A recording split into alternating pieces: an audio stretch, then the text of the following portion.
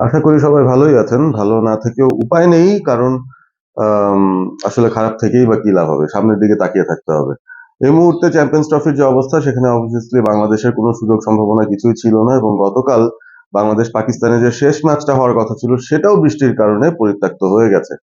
একটা প্রশ্ন নিয়ে খুব মজা হচ্ছে সোশ্যাল মিডিয়াতে আমরা দেখছিলাম যে সাধারণত যে কাট অফ টাইম পর্যন্ত অপেক্ষা করা হয়, যে সময়টা পর্যন্ত অপেক্ষা করে তারপরে একটা ম্যাচকে পরিত্যক্ত ঘোষণা করা হয় তার মোটামুটি ২-৩ ঘন্টা আগেই বা ম্যাচের schedule যে সময়টা ছিল আ সেই সময়ের প্রায় ১.৫-২ ঘন্টার ভিতরেই ঘোষণাটা চলে আসে আম্পায়ারদের কাছ থেকে যে ম্যাচটা পরিত্যক্ত ঘোষণা করা হচ্ছে এবং ২ দলের খেলোয়াড়রা সেটা মেনেও নিয়েছেন।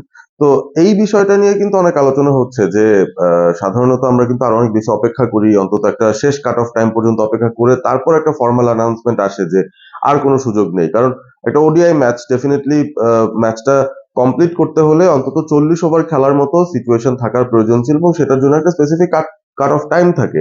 তো সেই টাইমেরই এত আগে যেহেতু ঘোষণাটা চলে এসেছে, আমার মনে হয় যে এটা একটা ইন্টারেস্টিং ব্যাপার ছিল এই কারণেই যে যদি এই ম্যাচটা একটা নকআউট গেম হতো, একটা সেমিফাইনাল হতো কিংবা এমন একটা ম্যাচ যেটার উপর পুরো টুর্নামেন্টের ভাগ্য নির্ভর করছে, আমার মনে হয় সেই ক্ষেত্রে এই ধরনের সিচুয়েশন আমরা দেখতাম না। আল্টিমেটলি আমরা দেখতাম যে পুরোপুরি যতটুকু সময় পর্যন্ত অপেক্ষা করার প্রয়োজন হতো সেই অপেক্ষাটা করে সর্বোচ্চ চেষ্টাটা করে তারপরে হয়তো ম্যাচ রেফারি ঘোষণাটা দিতেন যে আসলে ম্যাচ খেলা এখানে আর সম্ভব নয়। যদিও আমি একটা ব্যাপার নিশ্চিত করে বলতেই পারি ডেফিনিটলি রাওয়ালপিন্ডিতে পুরো বৃষ্টির মৌসুমটাই এখন হচ্ছে।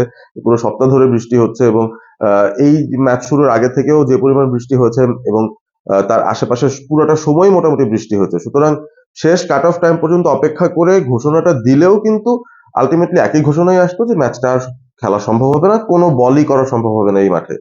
তো এই ব্যাপারটা নিশ্চিত। কিন্তু যেটা বললাম আরকি যে আপনি একদম শেষ পর্যন্ত সময়টা নিয়ে তারপরে ঘোষণাটা দিলেন না। আপনি অনেক আগেই ঘোষণা দিলেন।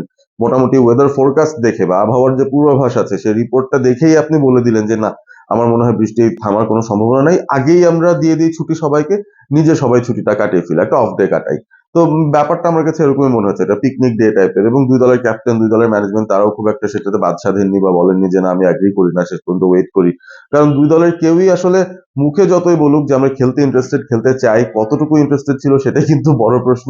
কারণ এই ম্যাচটা বরঞ্চ পাওয়ার চেয়ে হারানোর অনেক বেশি ছিল এই দুটো দলের জন্যই। পাকিস্তান হোক কিংবা বাংলাদেশ। এবং সেটাই কেন সেটাও একটু এক্সপ্লেইন করতে পারি। পাকিস্তান obviously আগের দুটো ম্যাচ হেরে গেছে ইতিমধ্যেই নিউজিল্যান্ড, ইন্ডিয়ার সঙ্গে হেরে পাকিস্তান এই গ্রুপের সবার তলানিতে ছিল এবং সবচেয়ে খারাপ নেট রান রেট নিয়ে সবার নিচে। একে তো হোস্ট টিম তার মধ্যে ঘরের মাটিতে পারফর্ম করতে পারছে না। ইন্ডিয়ার সঙ্গে দুবাইতে গিয়ে ম্যাচ হেরেছে। বাংলাদেশের কেসটাও বলা যেতে পারে ডেফিনিটলি ইন্ডিয়ার সঙ্গে শোচনীয়ভাবে হেরে যাওয়া, নিউজিল্যান্ডের সঙ্গেও খারাপভাবে হেরে যাওয়া। ব্যাটিং সেটআপটায় বাংলাদেশ অনেক বেশি স্ট্রাগল করেছে আমার মনে হয় যেটার জন্য তাদের বোলাররা চেষ্টা করেও তেমন একটা সুবিধা করতে পারেননি। বাট আল্টিমেটলি বাংলাদেশই পাকিস্তানের মতোই আগের ২ ম্যাচ থেকে দুটোই হেরে এই শেষ ম্যাচটায় এসেছিল দুটো দল আসলে এমন একটা পরিস্থিতিতে যে তারা আসলে হারতে চায় না। তাদের সমর্থকদের আ আ উপর যে আস্থাটা রয়েছে সেই আস্থার প্রতিদান দেওয়ার জন্য হলেও তারা হারতে চাইতো না। তো জিতবো নাকি হারতে চাই না এই মাইন্ডসেটের মাঝামাঝি একটা জায়গায় বোধহয় দুটো দলই ছিল এবং শেষ পর্যন্ত বৃষ্টি আসাতে আমার কাছে তো মনে হচ্ছে যে ২ দলই মোটামুটি খুশি যে যাক বাবা খেলতেও হলো না, এম্বারাসমেন্টটা থেকেও বাঁচলাম, হারলাম না। অন্তত একটা করে পয়েন্টও পেয়েছি অর্থাৎ পয়েন্ট শূন্য হয়ে এই চ্যাম্পিয়ন্স ট্রফি থেকে চলে যাচ্ছি না। অনেক দিক থেকে আমি বলব মনদের ভালো হয়েছে দুটো দলের জন্য।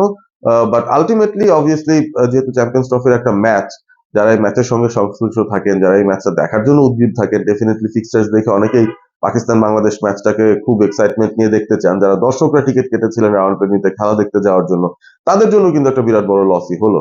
এবং যেই বিষয়টা নিয়ে আগের ভিডিওতে কথা বলছিলাম যে বাংলাদেশ তাদের ইয়াং ক্রিকেটারদের বা যারা এই স্কোয়াডে ছিলেন কিন্তু সুযোগ পাননি প্রথম ২ ম্যাচে তাদেরকে একটু বাজিয়ে দেখার সুযোগটা পেত হয়তো। সেই সুযোগটাও তারা হারালো এবং আল্টিমেটলি মাত্র ২ টো ম্যাচ খেলেই আ ১ পয়েন্ট নিয়ে বাংলাদেশকে ফিরতে হচ্ছে। এই মুহূর্তে বাংলাদেশ অপেক্ষা করছে অন্য যে ম্যাচটা হবে সেটার উপর। ইংল্যান্ড তারা খেলবে এবং ইংল্যান্ড সাউথ আফ্রিকার মধ্যে এই ম্যাচটা যদি হয়ে যায় সেই ক্ষেত্রে যদি ইংল্যান্ড ম্যাচটা হেরে যায় তাহলে কিন্তু বাংলাদেশ ৬ষ্ঠ স্থানেও চলে যেতে পারে। কারণ তাদের একটা পয়েন্ট আছে এবং বেটার নেট রান রেট আছে এবং ইংল্যান্ড পাকিস্তান হয়তো ইংল্যান্ড 8th হয়ে যাবে, পাকিস্তান 7th হয়ে যাবে, বাংলাদেশ 6th হয়ে যাবে এবং কোনো ম্যাচ না জিতেও বাংলাদেশ যদি 6th হয় সেক্ষেত্রে কিন্তু ভালো একটা অঙ্কের টাকাও পাবে বাংলাদেশ এই টুর্নামেন্টে 6th হওয়ার হিসেবে। তো এই বিষয়টা নিয়েও নিশ্চয়ই বাংলাদেশ তাকিয়ে থাকবে অন্য ম্যাচের দিকে। এটাই একমাত্র প্রাপ্তি বলা যেতে পারে চ্যাম্পিয়ন্স ট্রফি থেকে ফিরে আসতে। আর আরো একটা ভিডিও আমি সামনে হয়তো বানাবো ডেফিনিটলি যেখানে আমি এই টুর্নামেন্টের আগে যে ৪ জনকে এক্স ফ্যাক্টর হিসেবে দাঁড় করেছিলাম, সেই চারজনের ওভারঅল পারফরমেন্সটা এবারে চ্যাম্পিয়ন্স ট্রফিতে কেমন হলো সেটা নিয়ে একটা আলোচনা ডেফিনেটলি করব। বাট আপনাদের অবশ্যই অনেক ধন্যবাদ অল স্পোর্ট এবিপির সঙ্গে থাকার জন্য। Stay Assam, stay all sport with all sport ABP. চ্যানেলটা সাবস্ক্রাইব করতে ভুল করবেন না।